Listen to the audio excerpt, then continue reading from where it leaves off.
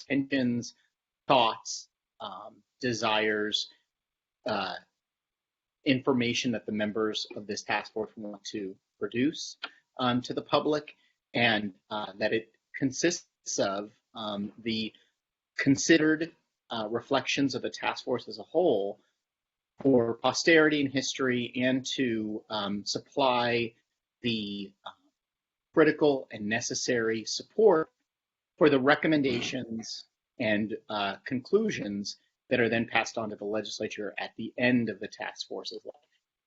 So with that, and I've stalled a little bit for time so that we can get more of the members on after our lunch break.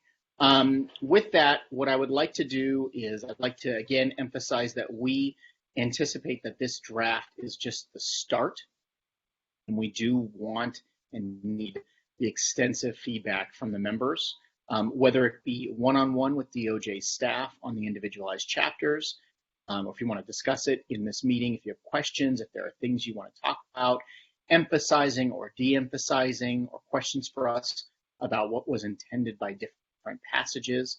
Siwen Yang is the Deputy Attorney General in the Civil Rights Enforcement Section, who worked with Supervising Deputy Attorney General Sarah Belton in the drafting of this, and they led a team, like I said, a large team of DOJ staff in compiling it. She has the best knowledge, the direct knowledge of what's included in the draft, what was intended, how it was drafted, what was relied upon. I have high-level responses that I can give you to any questions, but really the purpose of this hour and 45-minute block is really to hear your impressions and suggestions for what I'd like to see in the final report. So with that, I'll open it up, and I don't know, Chair Moore, if you're on, but with that, I'll open it up, and I can recognize members' questions, or you can, Chair Moore. And I'll make one other request, which is I know we've had several additional members join. So I don't know if Jaretha, our parliamentarian, would like to note for the record those joiners. Yes, I did note the attendance by member Joan Sawyer, and also I thought I saw someone, member Holder. Is there anyone else that has joined? Okay, thank you. The other thing that I wanted to mention is just because this is so voluminous and it was put out both to the public and to the members, that for those who are logged on members of the public, the draft is available on the DOJ website along with all of the meeting materials for the meeting. So if people want to review and read along. And you can always, of course, submit any comments or questions from the public, just like people who aren't able to necessarily fit into public comment. You can submit those in writing to the task force at reparationstaskforce@doj.ca.gov. And those considerations will also be considered by the task force.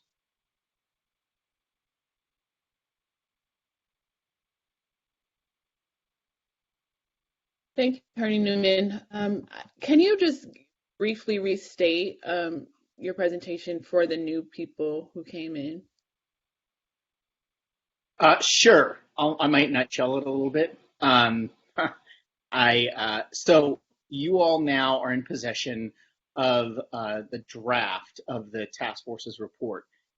As you all know, because we've worked with many of you individually and engaged with many of you individually on it, we came back to the task force with outlines. You all voted for those outlines to proceed and be developed into a draft, which is before you today for consideration. The draft reflects edits and suggestions from all of you as members of the task force, as well as the further scholarship and research and analysis and drafting of numerous DOJ attorneys and staff, and consultations with our experts, as you heard about earlier this morning. The draft has been provided to each of you via email. You should have been in possession of it and had an opportunity to review it.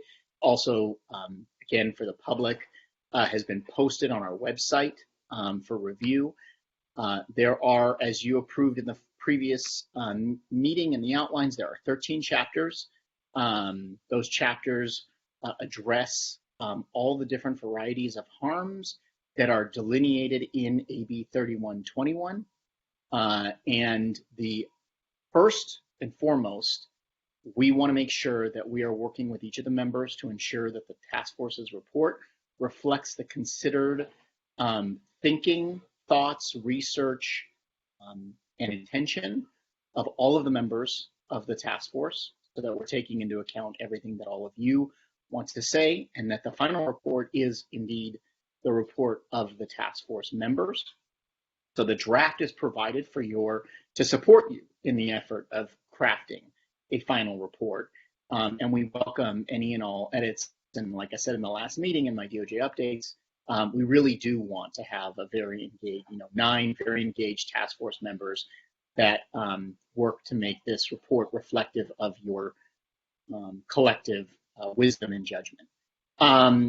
And we're happy to do this however you want. The idea of behind this hour and 45-minute block is that we can hear what you all have to say on reflection of the report.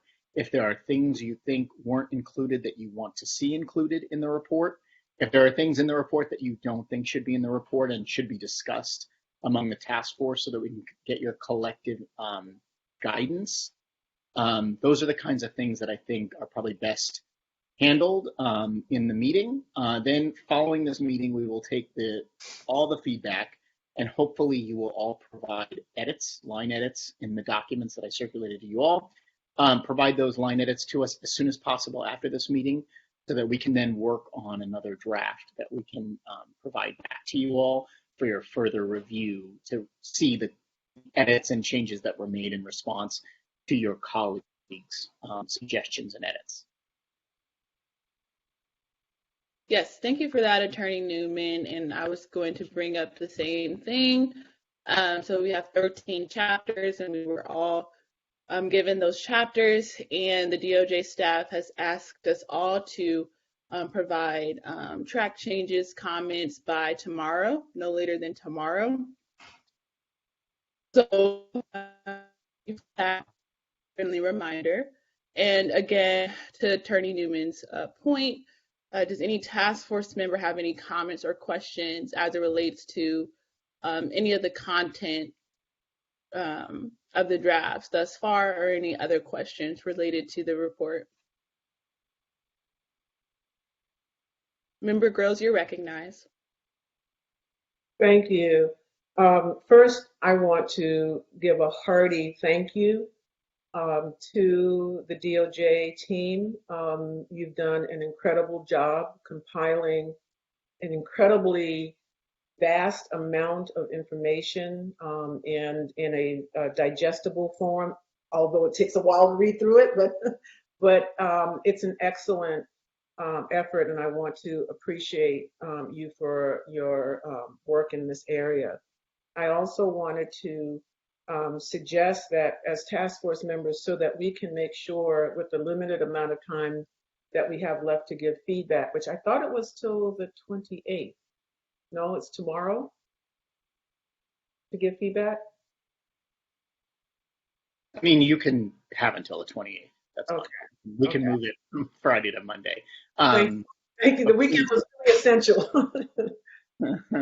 I think we had sent it out originally for tomorrow, trying to get it back. But let us know and and for everybody's awareness, just be in touch with us and let us know when those edits are coming, so that we can then be prepared to incorporate them. Okay. And so that being said, one of the things that I was trying to do to make sure that I could give, due attention to the work is that I'm emphasizing certain chapters that I'm making sure my eyes are, really focused in on. So that includes chapters 1, 2, 3, 6, 8, 9, and 12. So I'm not going to ignore the other chapters, but I'm really honing in on those particular chapters. And I think it would be helpful to know if task force members might be able to kind of, that we can kind of state if there are certain chapters we'll make sure we're particularly taking a hard look at, so that we know that all of the chapters have been covered, duly covered in our review. And the other thing is that I have a substantive amount of information now that I want to see how to incorporate it into this first report, but I'm not exactly sure which chapters. So it turns out that there is another community in California, kind of like an Allensworth, and that's Russell City. And there's a whole group of Black folk who were dislocated from Russell City, pretty, very, very similar to all the kinds of things we've seen happening with other communities, but laid out in a very, very definitive way about the harms that that happened, and it involved about 1,400 folks who were displaced in Russell City, and they have formed a collective amongst themselves where they stay in touch, they are sharing the stories, gathering the documents, etc. So I want to make sure that that is included, but I'm not quite sure which chapter it goes under, because there's housing segregation, but it's not quite housing segregation. Well, I guess it could fit under that, but it just any suggestion, and so that I would know who to send this material to.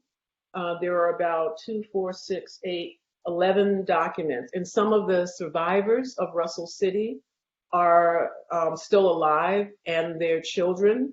And so I spoke with them last week and asked that they provide their testimony, at least through the portal that we'll be creating for the listening sessions, because there's some pretty powerful stories that are coming out of that area. And it really does need to be included in our first report. Is there any suggestion to be? Hi, everybody. Good afternoon to the esteemed members of the task force. Again, my name is Xiyun Yang. I'm the Deputy Attorney General coordinating this first report. So I would say that with regards to any suggestions and all the edits and comments, if you all could just make sure that I am CC'd on that email, I will coordinate with individual drafters and to, for example, find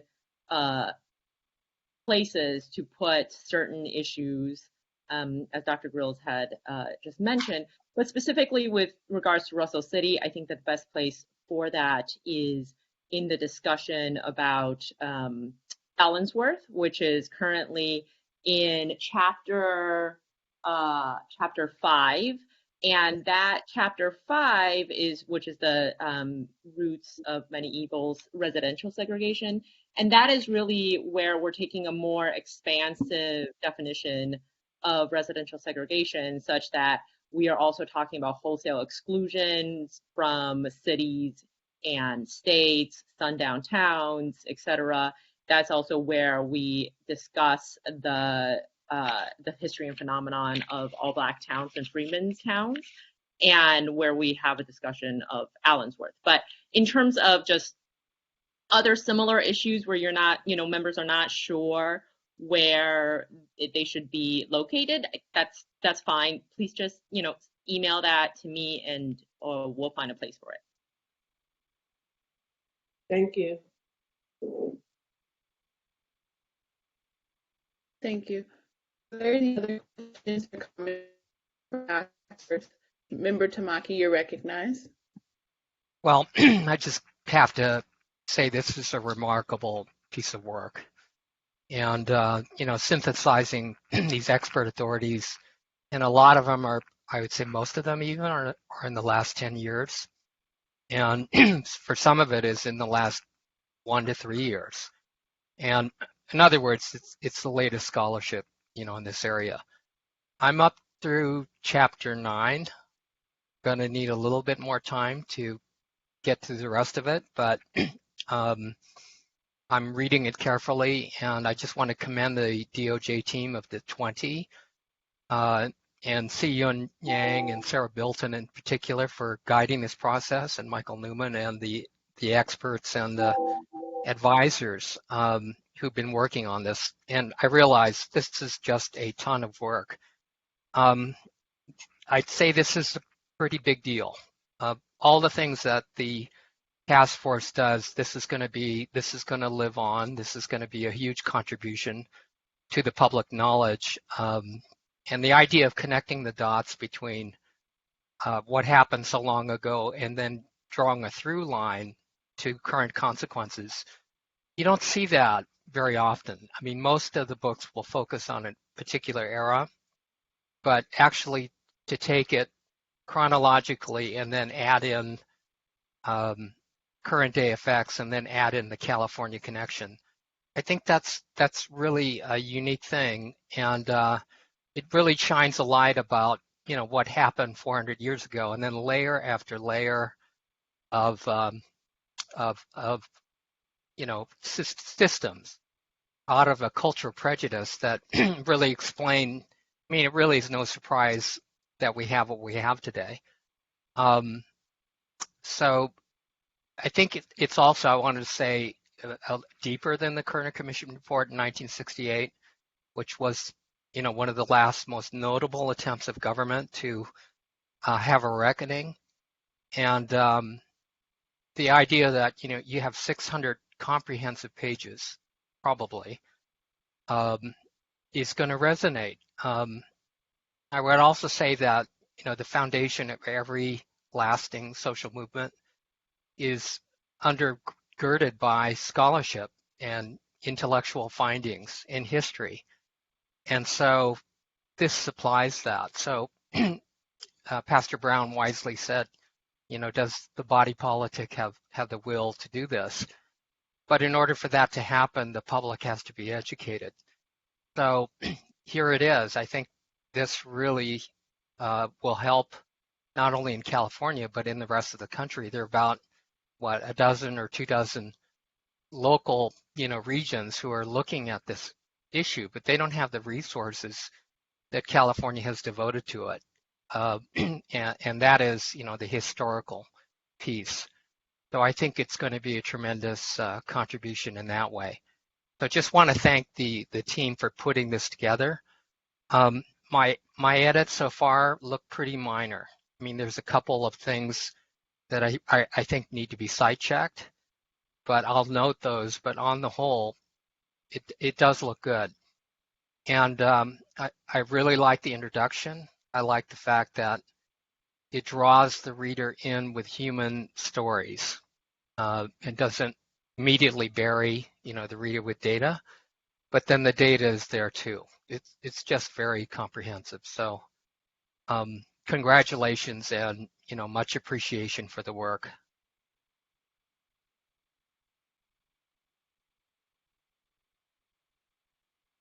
Thank you. Thank you very much. So, any questions or comments from the task force? I had a question. So, in the first section of the report, the table of contents and introduction, there is a section. It's section 6, and it's titled "American Descendants of Slavery." And in highlighted text, it says to come. Summary describing internal United States residential and migration patterns of American descendants of slavery, immigration patterns throughout the United States and California regarding immigration into the United States from the African diaspora. So I understand that's a summary, but I'd like to get clarity if Attorney Newman or Yang could speak to what this section consists of in detail. Mm-hmm. Sure, and I'll just briefly say before Si-Yun responds. So a couple things. One of some of these things we've been wrestling with and talking through and going over. There's been various suggestions and things included and not, and that we've thought through in terms of what should be included. Do we include things that are intergroup? Do we include things relating to the other some of the other atrocities committed by the country and the state? And so this is one of those areas where I think we've been thinking through it, and we certainly would welcome and desire all of your comments.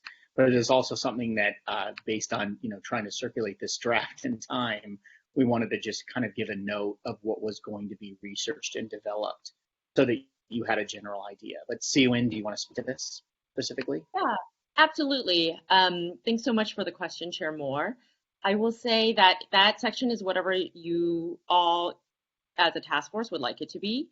I think that in terms of us drafting this report, we have been watching every hearing, listening to every witness, and also listening to the discussions and the public comments made by the 9 task force members since June 1, 2021. I can just 2022. I always forget that.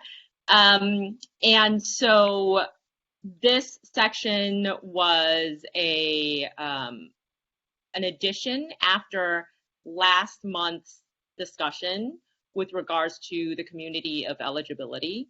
The way that we have been conceptualizing Report 1 and Report 2, since we are lawyers, is that we've considered Report 1 to be sort of the fact section of a legal brief, and such that Report 1 is where you comprehensively list out all the facts in a narrative fashion and tell a good, compelling story.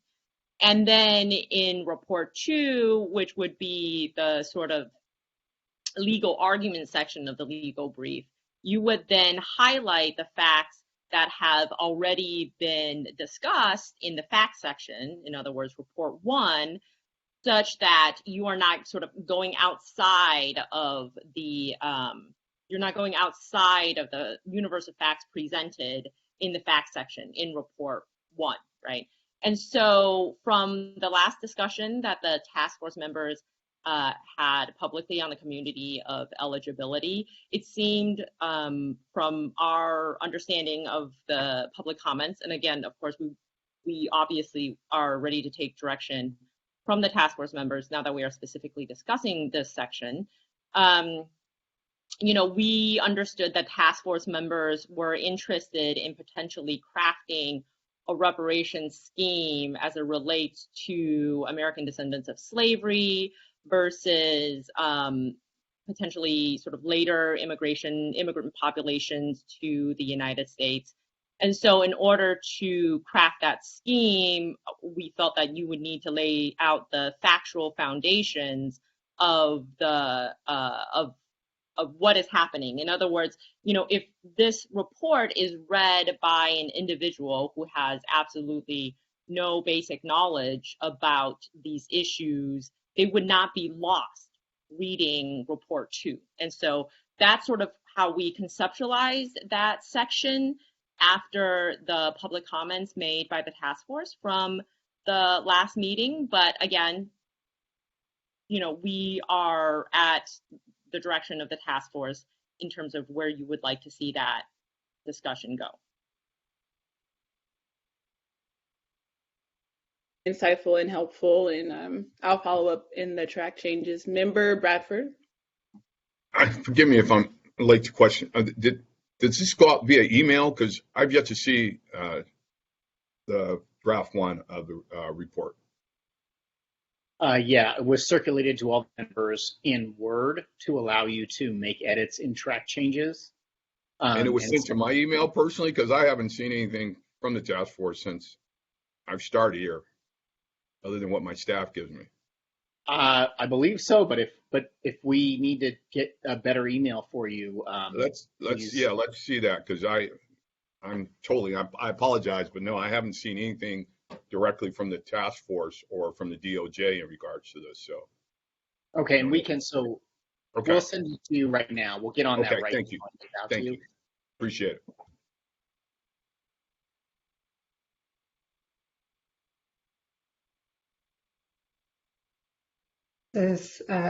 Lisa Holder.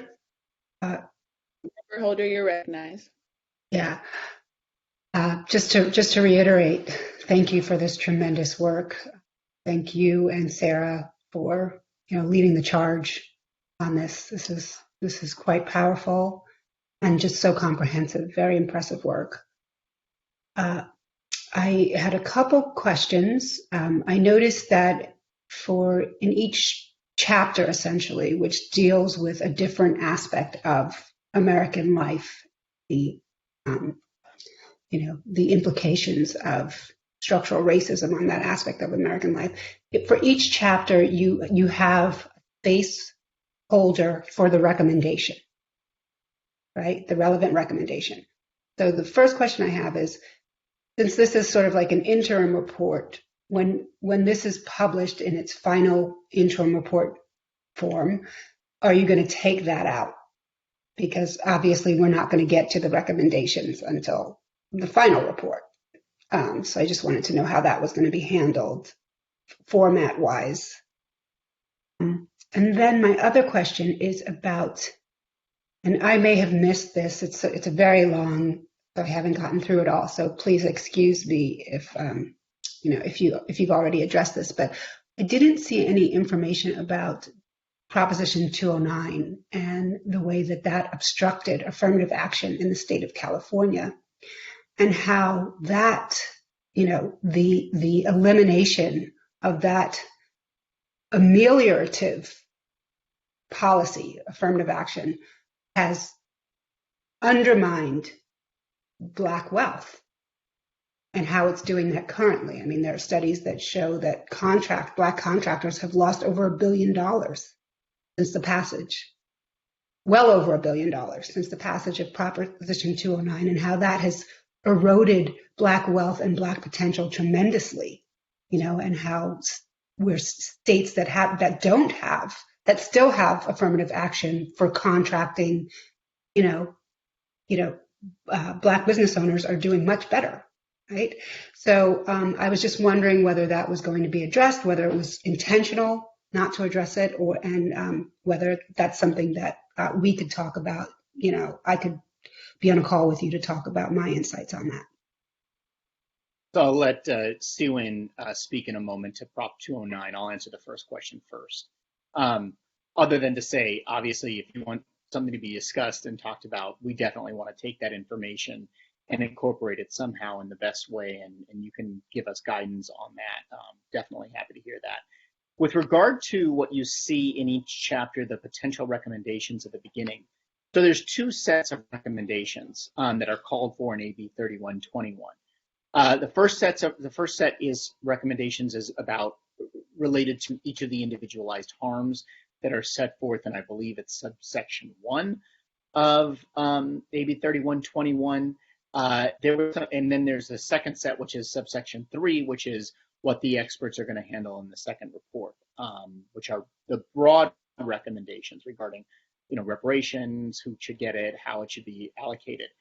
This potential recommendations discussion is specifically related to more generalized, and I think there was a discussion about this issue when we discussed the outlines, and also in the last meeting there was a discussion about generating specific recommendations that go to the generalized harms that are cataloged in Report 1, meaning that, for example, where we talk about, racial terror chapter, do there need to be for, de jure complicity with racial terror, do cases need to be revisited? Do people need to have convictions considered for clemency or reversal?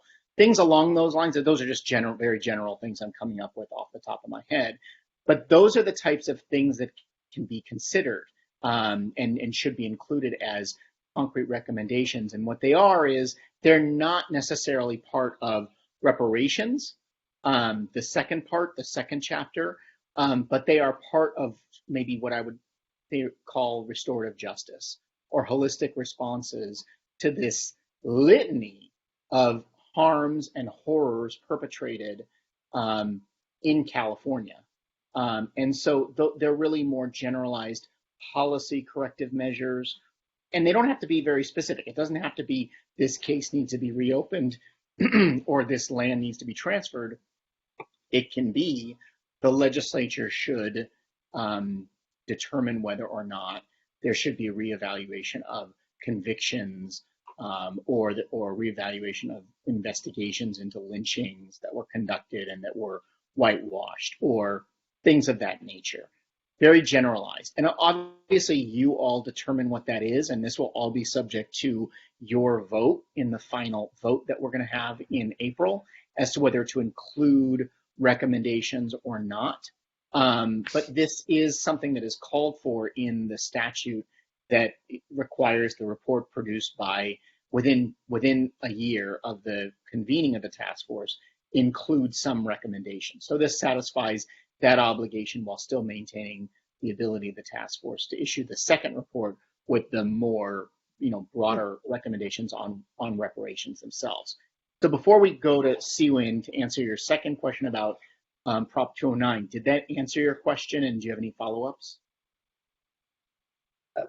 My quick follow-up, it's more procedural and transactional, like how, since those recommendations are going to come from this body, is there going to, how do you want us to get those to you? Do we need to have a discussion of the recommendations that are going to go in each chapter, or do we need to talk to you individually? I mean, I'm just trying to figure out how procedurally, how are we going to do that? Draft them up and send them over, and we'll include them in the draft that we circulate back to the task force.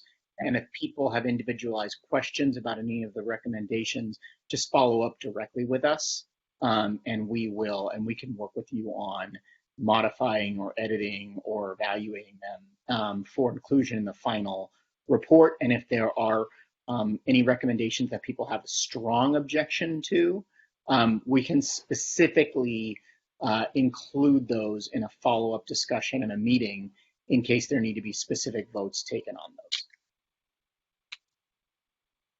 Thank you. No problem. And Siwin, do you want to talk about Prop 209? Yeah, absolutely. So right now, Prop 209 is discussed in the education context in Chapter 6, and in the labor context in Chapter 10, and to a certain extent in the wealth gap context in Chapter 13. Although I will say, and they're sort of in the later half of the chapters are sort of very loosely chronologically ordered, but specific to the $1 billion number. I think I may have seen that in Chapter 13, the wealth gap section, but as Michael said, I'm happy to schedule a time and we can discuss specific framing or specific citations. And it really goes for all members of the task force. If anybody, it would be most helpful if you can send specific citations, articles that you would like us to cite to or to include in the report. If you could email it over, I think, most helpfully, because we are going to be juggling 9 sets of comments, it would be most helpful if you can send it all. So send us one document with your edits and comments and suggested citations and to, additions to include. And for anyone who would like to discuss specific wording or, any sort of feedback that really makes more sense in a conversation, we'd be happy to, I know everybody has a very busy schedule, but we would be happy to work around your schedule and figure something out.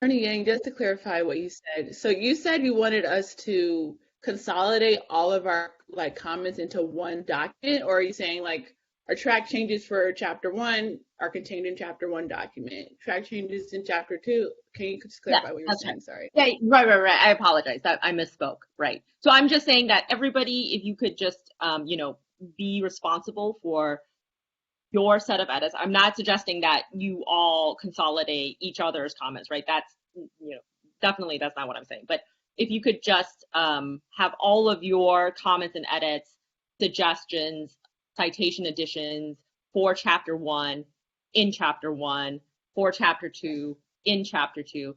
And I will flag for everyone that, Word does get a bit glitchy when we're talking about documents of this size. So, I think comment bubbles are a little bit more manageable. I'll And also go ahead, Sierra. Oh, yes. And I was just going to say, as Michael said, this is obviously a very, very rough draft. Some chapters are in better shape than other chapters. Obviously, before publication, we will do, we are still, polishing up the writing as well. And before publication, there will obviously be a copy editing process where we catch typos and awkward wording and so on and so forth. And so it is a lot of material.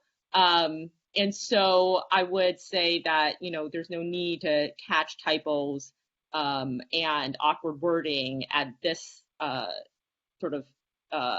at this point, and that we would much rather that you spend your very limited time giving us substantive feedback about the substance of the scholarship. Thank you for that. I was just gonna add one thing to that, which is just to reiterate something Siwin just said. Please, make your edits and comments and send them directly to us.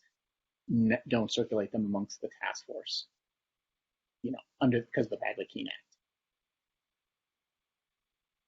Thank you. And just for the record, for folks, you can find meeting materials on our website at oag.ca.gov/AB3121.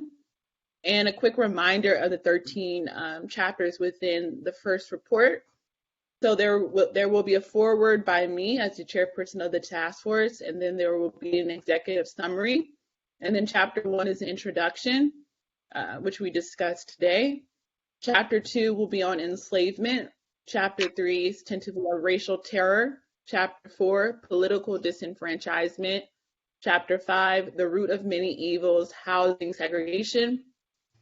Chapter 6, separate and unequal education. Chapter 7, racism in environment and infrastructure. Chapter 8, pathologizing the Black family.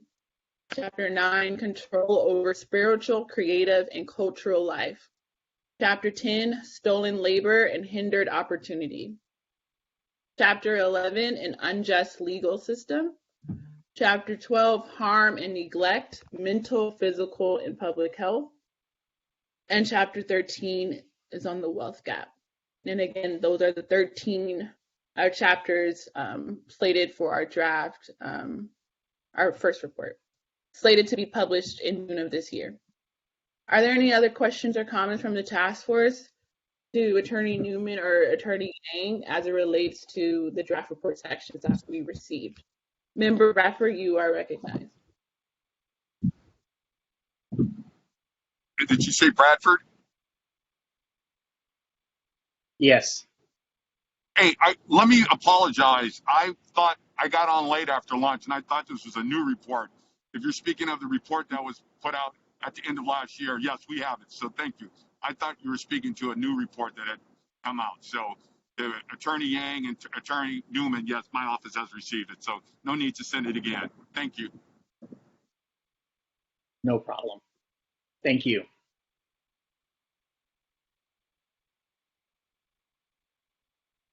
Great, thank you for that. Any other member Jovan Scott Lewis, you're recognized. Thank you. I want to just echo what other folks have said, just about the tremendous accomplishment of the report. And I'll send this in my comments.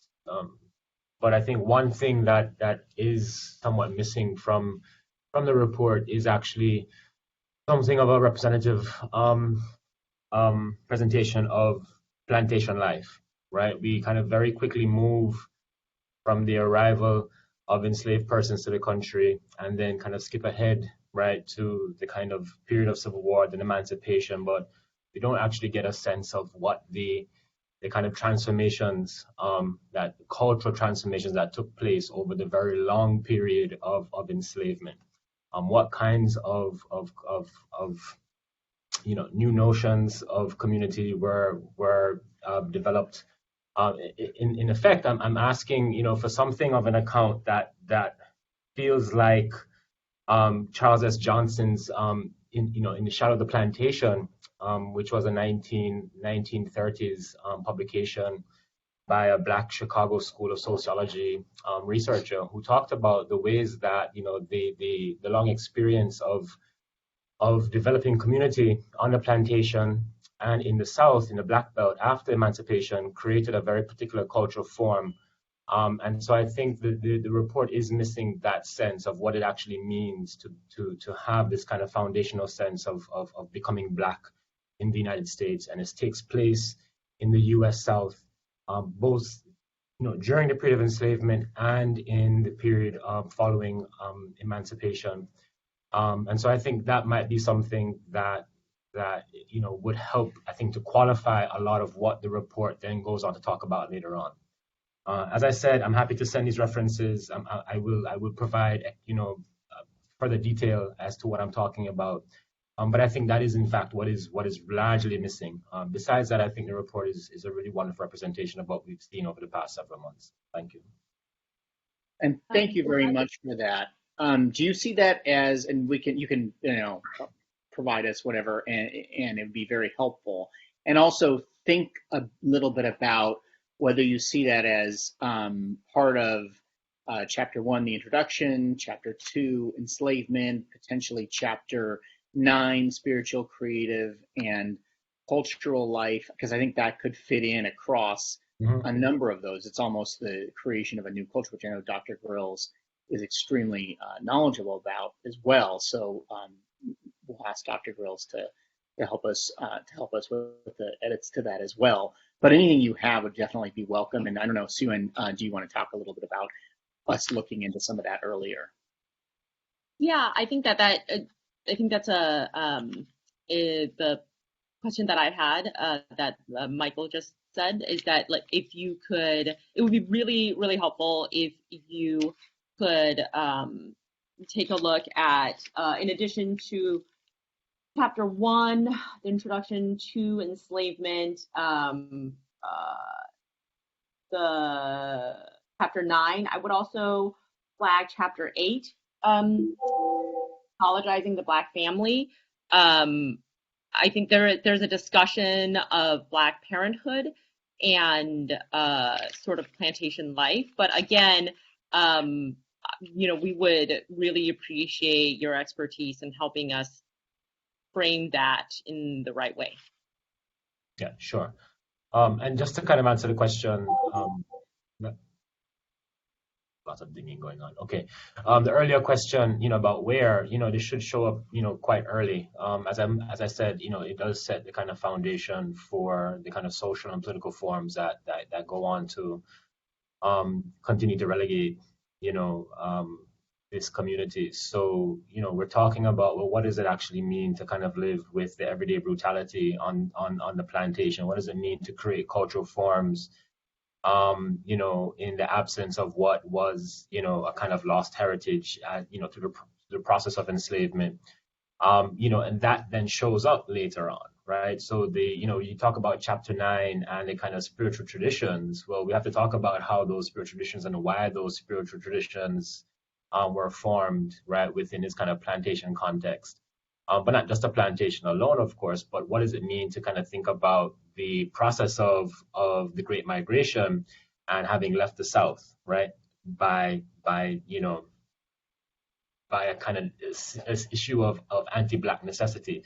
So these issues have to, be, accounted for as coming out of this plantation formation, right?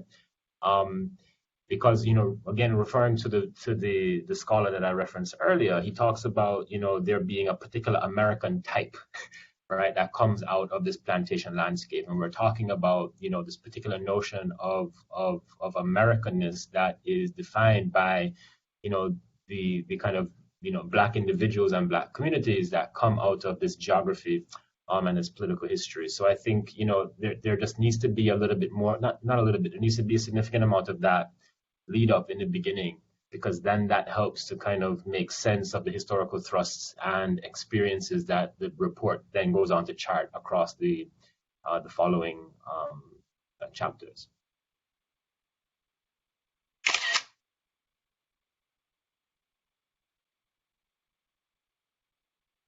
Can I piggyback on what Member Lewis just shared? I do agree that there's an awful lot to be said about plantation life. And when you actually peel back that onion, the layers of that onion, you see just how cruel and vicious that the whole system was in ways that most people have no clue. And so there are a number of good books and articles and autobiographical accounts that have laid that out. And I'll be happy to pull together some things to send along around that. The other thing, though, I wanted to mention is, and this is particularly the case in Chapter 3 on racial terror, which I think is an important chapter, and it connects to the latter chapter on mental, physical, and public health, is that there are several instances, for example, on pages 6, page 8, page 12, where a particular situation or scenario is described. And if you closed your eyes and just had someone sound like they were a news reporter, you'd think they're talking about something today. So my point is that a lot of the things from the past are actually still operating today, slightly morphed or mutated, but the same dynamic, the same playbook is operating. And I think that will help people to, rather than waiting until the very end, that where we can point out, and they're still doing that to this day. For example, and so it's just like a line here, a line there that connects the dots for folks from the historical to the contemporary.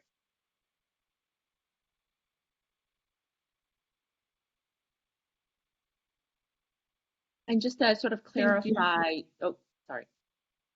No, go ahead. Apologize. So Dr. Grills, to clarify and synthesize, what I'm hearing is that members would like a more qualitative narrative discussion of plantation life and the creation of a specific Black culture in perhaps chapter 2, and then throughout the rest of the report, there should be additional sort of, additional sentences or phrases to highlight the, the sort of contemporary nature of some of these historical experiences and harms. And that's not just related to plantation life, but also kind of related to how the American system, political system, education system, how these all, still doing today what they did in the past. I mean, it literally jumps out at you. Right. Right. And I think it would be good to just call it out. Understood. Very helpful.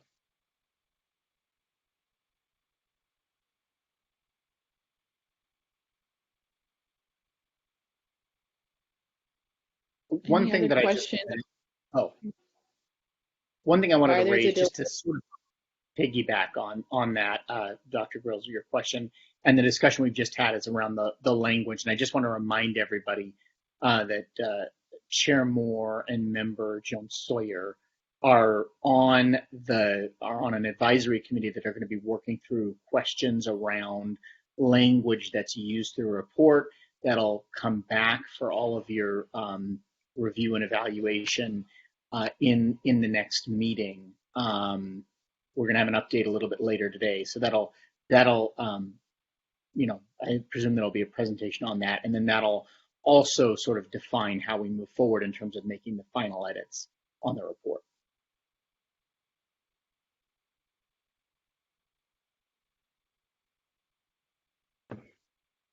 Are there any other questions or comments for the task force members to Attorney Newman and Attorney Yang regarding draft of Report 1? I had a question, Mila. Member Tamaki, you're recognized. Thank you. Again, when Member Grills talked about the racial terror part, there was references to data in the outlines for lynching. And I think the number cited there was 4,700, almost 5,000 between 1870, 1950s, or could have been even into the 1960s. And that number was striking to me in the outlines, and so I kind of remembered it, but it didn't find its way into the report. And I figured maybe it didn't find its way into the report because the definition of lynching is really, on the one hand, it's the picture of, hanging and the terror of that, but all of the other racial murders that occurred, plus, mob violence, sort of muddies what is a lynching as opposed to something else. The other issue was just documentation. I think you referenced a lot of material taken from Ida B. Wells and NAACP. Did you back off from a number because of that, or was there a reason to not quote the number again? I think our thought was that the number is likely underestimated. And as you say, it is, I think in talking about racial violence, it is difficult it is so underreported that the real number is likely to be far higher. And we could certainly add the number back in and give that explanation and to give more context around the problematic nature of any estimate as it relates to racial violence. I guess my feeling is, an unexpert, unprofessional feeling, is that the report is going to be highly scrutinized and criticized, and people are going to take pot shots at it. So I do like the approach where the numbers we give are backed up. We're not, throwing stuff out there that's going to be attacked for whatever reason.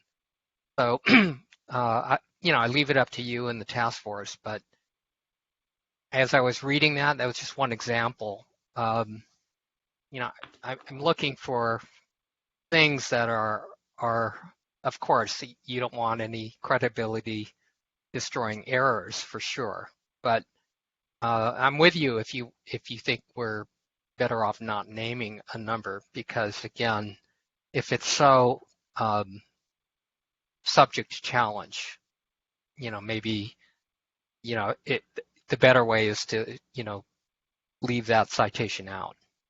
So I'm not at all criticizing that decision. I was just wondering where it came from. I think that there was another, my recollection, and this is definitely one fact that I would definitely have to go back and look. But as I remember it, that number, I think there was another number that was around, I think 1,000 in a shorter period of time, and those two numbers next to each other, where one was over a 90-year period of time, and it was in the 5,000s, and another number was much higher in a shorter number of time, in a shorter period of time, it just seemed incongruous and difficult to reconcile. Yeah. And so I think that's how we landed. But we will definitely take another look at that. Well, just be pretty confident about the data we put out there. I just wanted to get a sense of the reasoning. I'm not advocating for a number to be out there. It makes a report weaker if you can't back it up. So I'm with you there. I'm wondering if a quick consult with the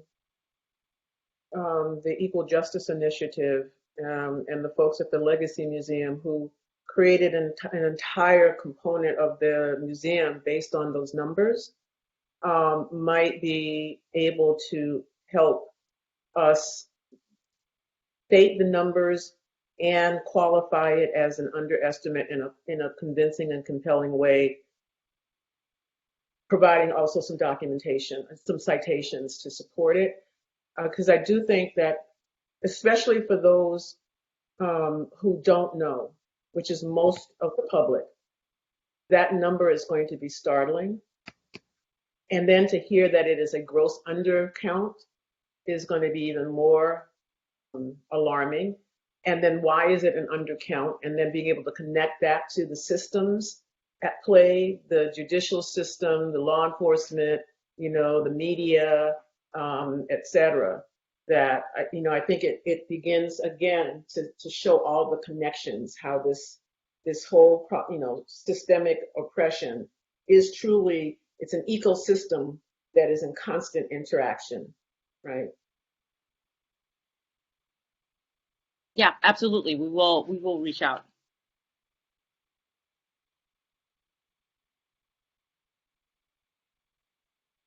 Are there any other questions or comments?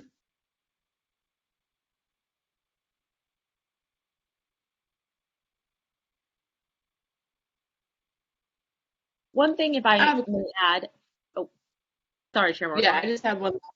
It's something that you could probably speak to. It's for the edification of the public. There's a chapter on the unjust legal system. If you could just kind of briefly give, not necessarily a summary of that section, but if you could kind of speak to the contents of the report as it relates to California's role, or even the California DOJ's role in perpetuating anti-Black racism. Sure, I'm happy to give a sort of overview and walkthrough of the chapter as it is written right now. And then I'm, I don't know, Michael, if you wanted to jump in first before I jump into that more sort of in the weeds summary. Why don't you go through the weeds, and then I'll sort of give you some overall feedback and talk about how this works into our next meeting, your next meeting next week or next month. Go ahead, Siwani. Okay, great. So just to sort of pull back a minute, give a sort of overview of the way that the chapters are organized. As Chair Moore said, there's 13 chapters, 12 substantive chapters, 1 introduction. Each chapter is mostly organized along sort of mechanisms of systemic discrimination, but also organized in a very loose chronological order. With regards to the sort of mechanism/chronological organization, in each chapter, there is a national discussion setting the stage as to where California sort of fits into that discussion. And then there is a specific California subsection within each mechanism or chronological block of discussion, I would say. So chapter 11, the legal system, is no different, right? So we, and in many of the chapters, the legal system, just sort of speaking off the top of my head, legal system, education, health, culture, we sort of set the chapters with a overarching discussion of the creation of racist stereotypes against Black Americans, and how that is, one, connected to enslavement, and two, sort of permeated throughout the legal system in American society up until the modern day. And so the legal system chapter starts off with a discussion of the criminalization of Black Americans, going through sort of the discussion of the slave codes, the Fugitive Slave Act, through the Black codes, through legal segregation, the tough on crime era, the war on drugs, national discussion. Then we focus it onto the California discussion, including a discussion of Reagan and his role as governor and later president. Talk about implicit bias. We talk about policing, going through, again, history of slave patrols, over policing, extrajudicial police killings, and then at the national level, and then also at the California level. Then we do trial and sentencing, again, at the national level and the California level, incarceration, effects of contact with the criminal justice system, and discrimination in the civil justice system. And throughout the report, we discuss where it is appropriate. We discuss the Department of Justice's role in perpetuating these systems of white supremacy in a historical context, and also in terms of setting California policy as it stands today. And for just as one example, in the introduction, we tell the story of the Short family, that O'Day Short and the Short family, that one of our testifying witnesses, Lynn Hudson, told the task force members about. We discuss at the time, the Attorney General's role in declining to investigate and prosecute that murder. And so that is just one example, but where we went, where the facts takes us and where the scholarship took us. And so, again, the report is public, and where there are holes, where I'm sure there are, because this subject is absolutely enormous.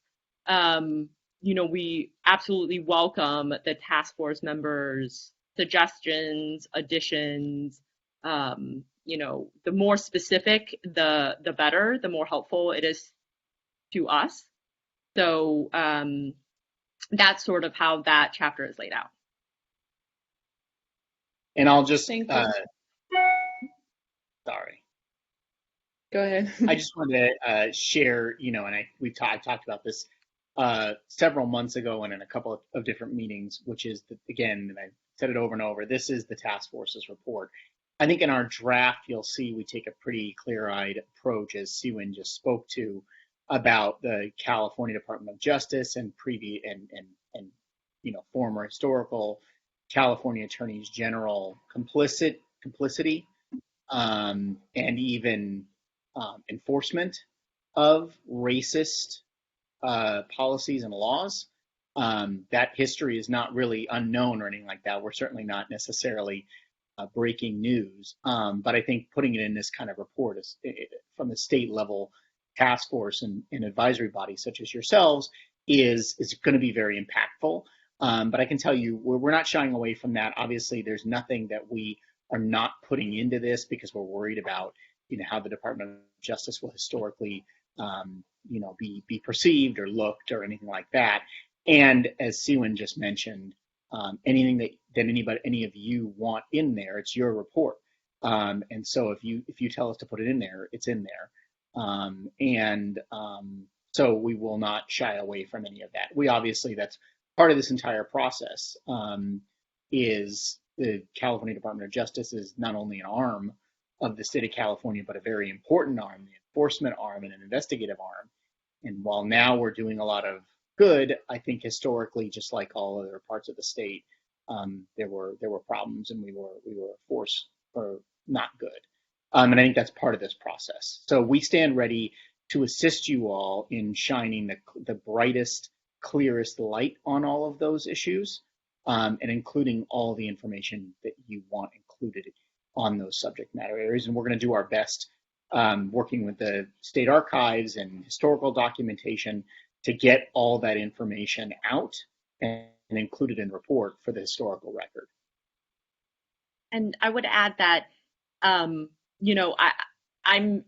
ready and happy right now, to the extent that any task force members have specific issues of concern. It is a massive report. It is really, really large, and it's taken all of us a long time to internalize all of this research and scholarship and facts.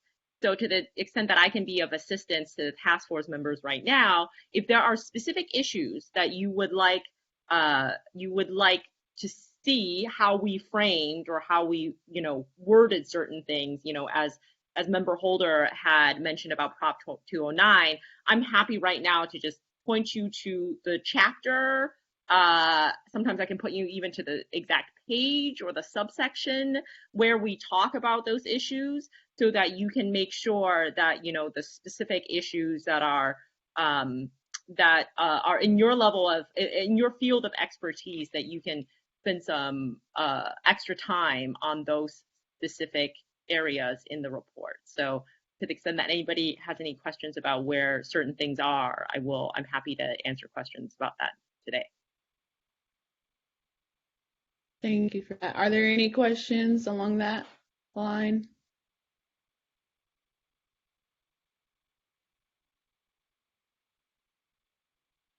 Okay, are there any other questions or comments from task force members to Attorney Newman and Attorney Yang as it relates to the discussion regarding draft of Report 1?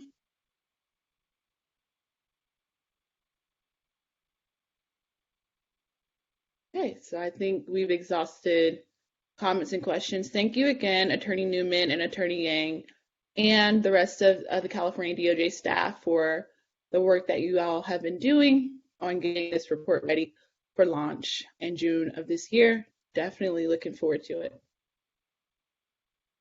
So it's now 2:11, and we'll now turn to, well, we were supposed to have our break, which would have lasted from 2:45 to 3 p.m., but I'm just electing that we continue to the agenda, which is agenda item number 19, potential action item, subpoena request facilitated by members Holder and Tamaki.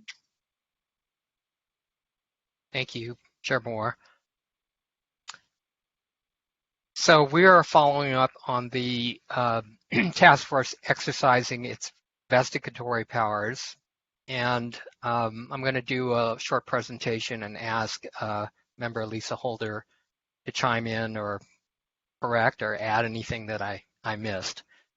So at our meeting on January 26th, we did report to the task force that we were focused on enforcement issues around the California Racial Justice Act, which was passed 2020 and became effective January 1 of 2021.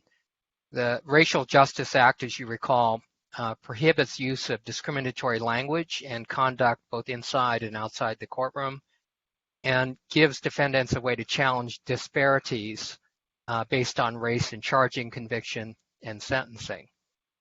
However, without comparative data which tracks along racial lines, it may be a right without a remedy and pretty empty. So the data in charging, conviction, sentencing, diversion, and so on becomes crucial in order to give the Racial Justice Act meaning. And of course, this is very consistent with the mission of the task force. In talking with subject matter experts along these lines, district attorney offices vary widely in their approaches to data collection. Some do not collect any data whatsoever. And again, without comparative data based upon race or tracks on race, how do you prove bias within the system? I don't think you can. Some of the offices do collect data, but they are not disclosing what that is. And this also involves the courts. Some do not collect the data at all. Others are collecting the data, but for one reason or another are not providing this information.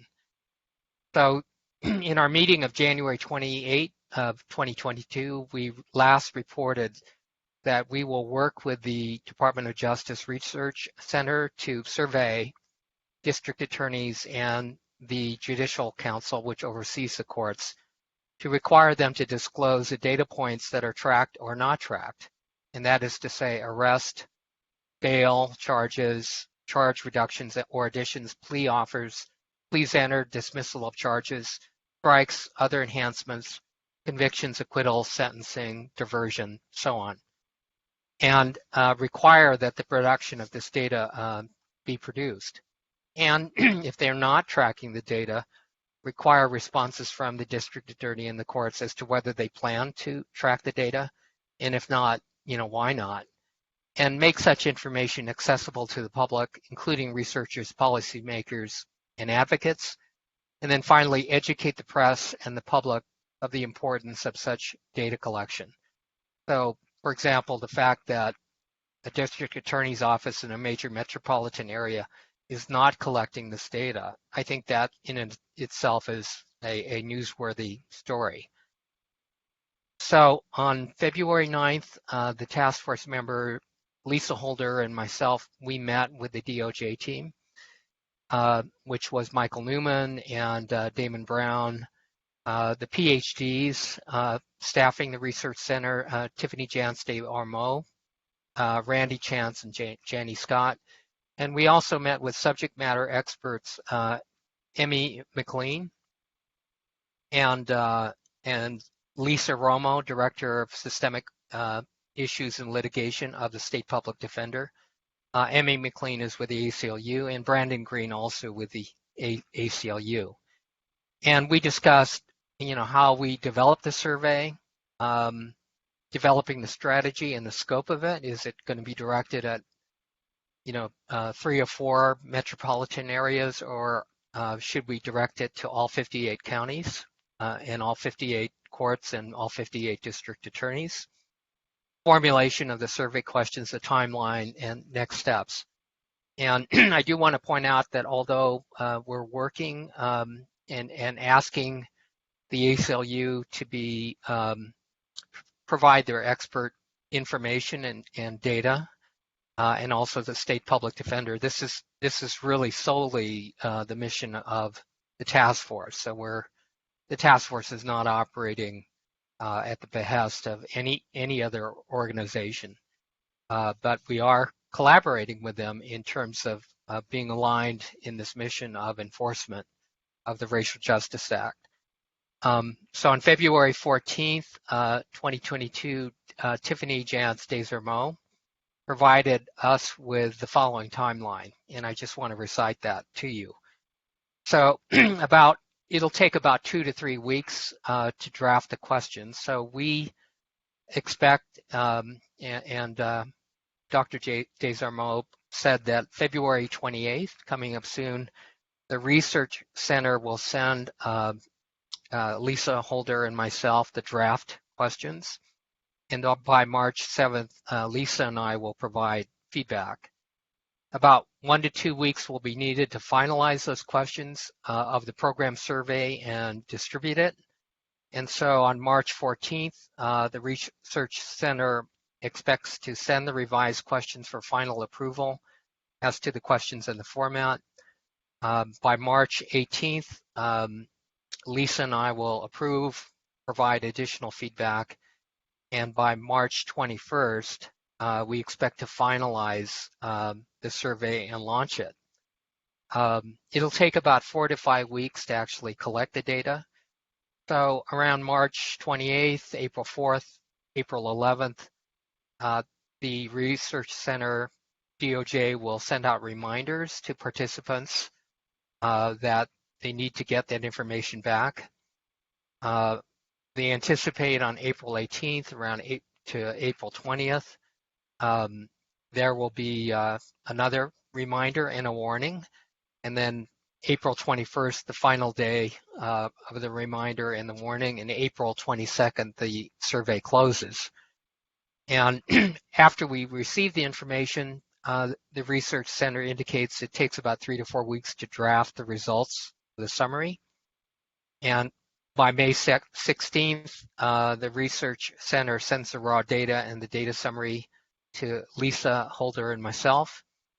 On May 27th, the Research Center and our advisory committee, Lisa and me, meet to discuss the results and think about what additional questions or asks we need to make. And by June 15th, the Research Center provides any requested supplemental results. So that's the timeline. And on February 14th, I had a conference with Task Force Communications Consultant Andre Banks and Gwendolyn Young to inform them that on or about March 21, the task force proposes to launch the survey questions to the district attorneys and to the courts, whether it wants to amplify, that information to the press and to the public. Lisa, do you have anything to add?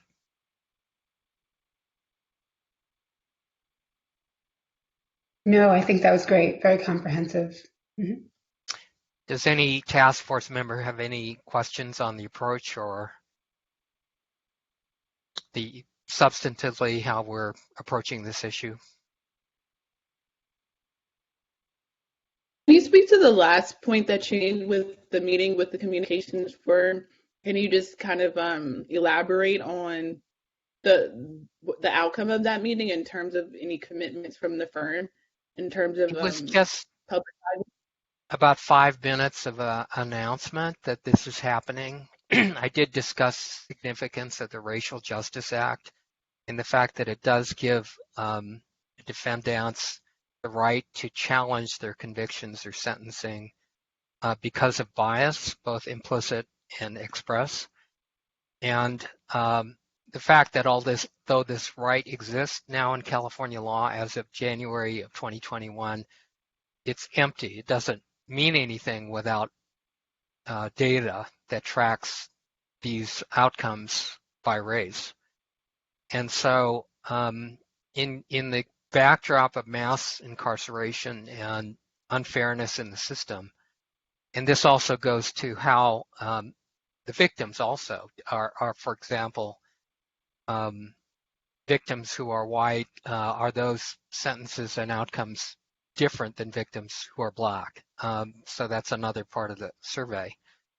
So because of that, it kind of framed it as a potential news story of something that might be newsworthy to the public, and gave them the date. I hope that task force members and the DOJ will be in communication with the consultants as this, as the launch date gets closer.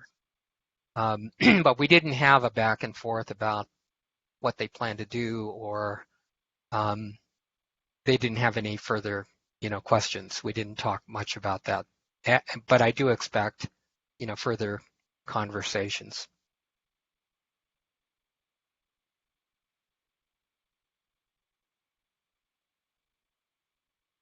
Sorry, can't hear you, Chair Moore. Sorry about that. That was my fault that time. Any other comments or questions from the task force team members Tamaki and Holder based on the presentation that they just gave on the subpoena power. I just want to Member say, Girls, you're ready. Mhm. yeah, thank you. I just wanted to say thank you for your leadership on this. That's a very well thought out plan, and I'm looking forward to seeing what the outcomes will be.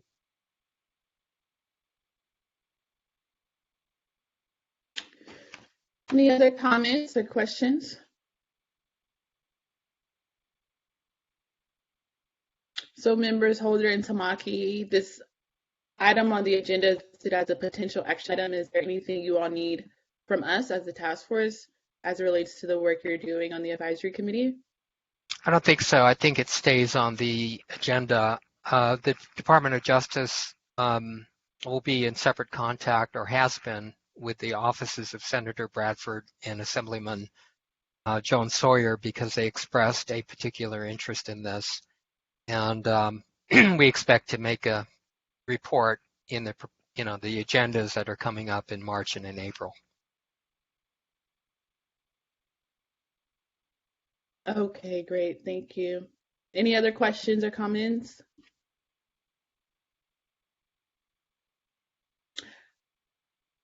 Okay, great. So I actually had one last question, and this is to Member Tamaki and Member Holder. As the advisory committee for the subpoena power, do you all envision that this particular issue of the California Racial Justice Act, do you anticipate this just kind of be the only work we're doing around our subpoena power, or do you have any other thoughts on potentially using the power again at a later date? Thank you for asking that question. Lisa Holder and I had that exact conversation. Part of it was framed as a matter of being practical, and that is, the practical aspects are that we're well into our tenure as a task force, which sunsets in June of 2023. How much can we actually get done in terms of, especially in discovering and compelling information that might be subject to litigation and a legal fight by the custodian of the information resisting us. So certainly that is one reason why we chose government entities to go after, because they were the low-hanging fruit, as opposed to private entities. We discussed other areas, and I think we mentioned this in the previous presentations, about getting other information, historical information, for example, connected to Allensworth. I've also talked to Department of Justice Si Yun Yang about subpoenaing the National Park, the State Parks Department, in connection with confiscated land.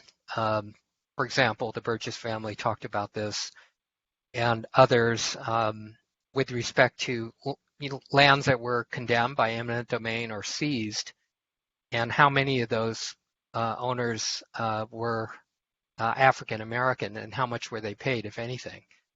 So it becomes a question of bandwidth and capacity, but also the susceptibility of the target, to the extent that we can force them to do the production before the clock runs out. So we would welcome any suggestions by any task force members, if they're interested, to not violate the Bagley-Keene Act. We'd ask that those be filtered through the Department of Justice. But I think, to answer your question, we're still looking, and we're open, but we all are working through limitations. Excellent. Thank you for that answer. Any other questions or comments to the advisory committee on this issue? Okay. Hearing no other questions or comments, I'm going to proceed with the next item of the agenda, because our break again is at 2:45. And the next item on the agenda is number 20, potential action item, report dictionary update from Chair Moore, myself, and Member Joan Sawyer. I believe member Jones Sawyer had to step away, so he won't be able to be a part of this presentation. But I did consult with him as our advisory committee, along with Nick Fletcher and the California legislature, the Office of Legislative Counsel. And we came to the conclusion that reviewing the report of draft report 1, we came to the conclusion that an additional language guide would be redundant and reductive. And there's 3 points for to support our conclusion. So we know that the task force just received, we received this past month, the 13 chapters of draft report 1.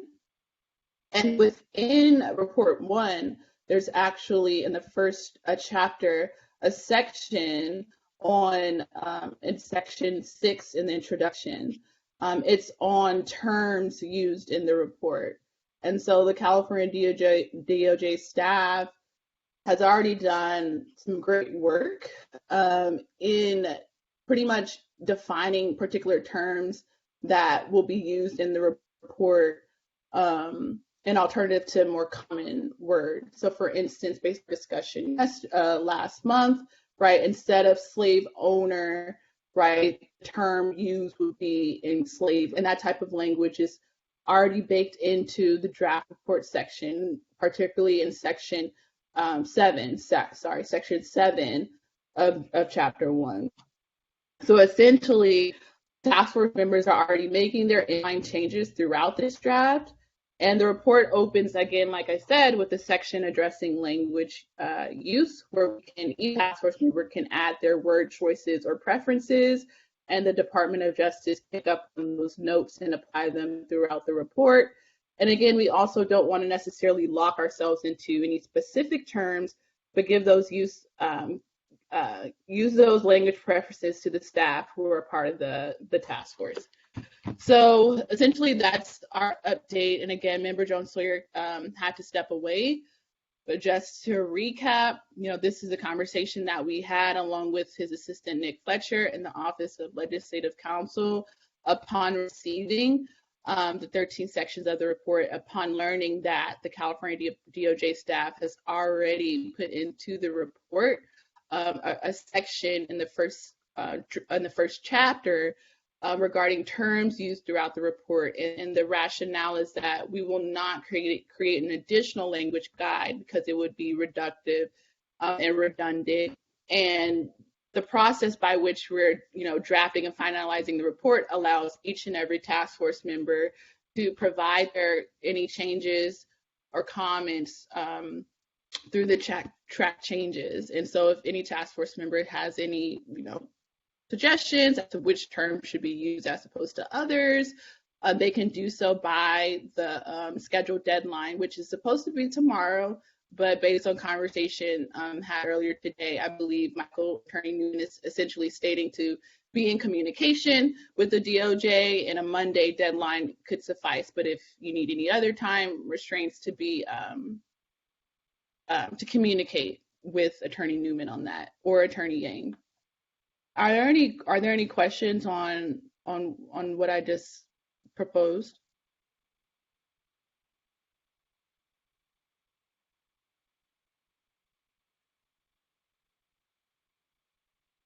Okay, great.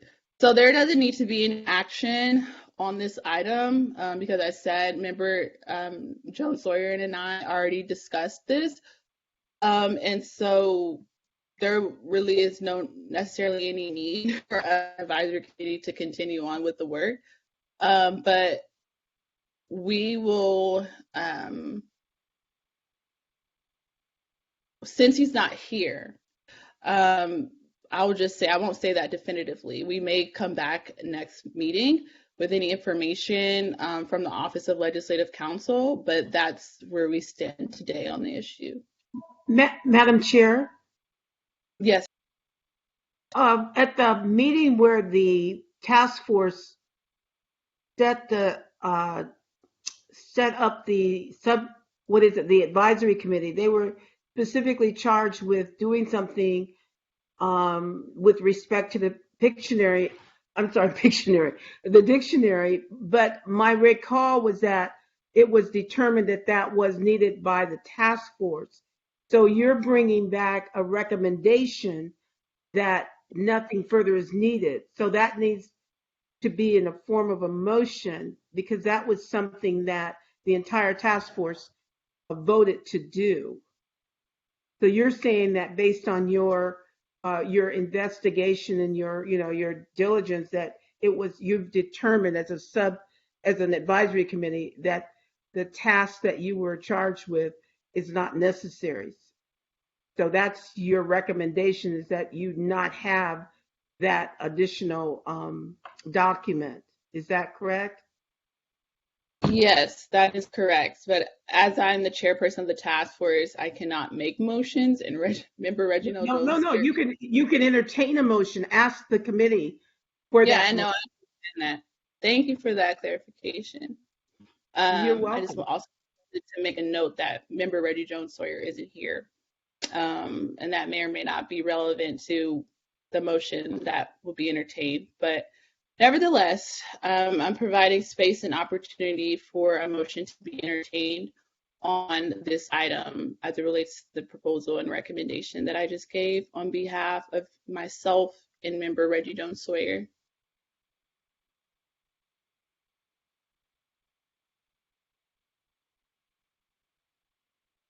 Are you asking for a motion? Yes. Mhm. Okay. I move that because the dictionary would be redundant and it's already included in part 1 of the report drafts, that there is no longer a need for a separate dictionary, and therefore that action item is dispensed with. I second.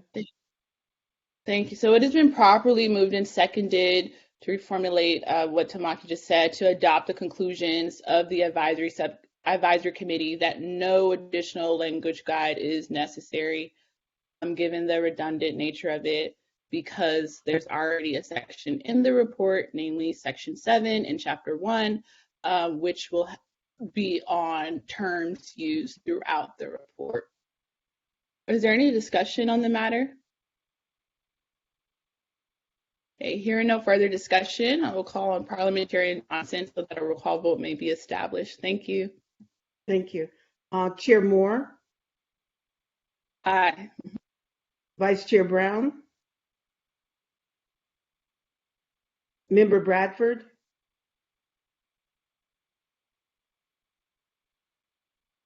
Member Bradford, aye. Grills. Oh, I'm sorry. Bradford, aye. Thank you. Member Grills, Aye. Member Holder, Member Jones Sawyer, Member Lewis, Aye. Member Tamaki, Aye. Member Montgomery Stepp. Madam Chair, there were 5 members voting.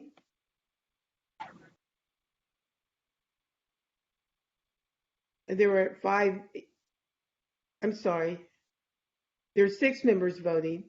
There were 6 ayes and no nays.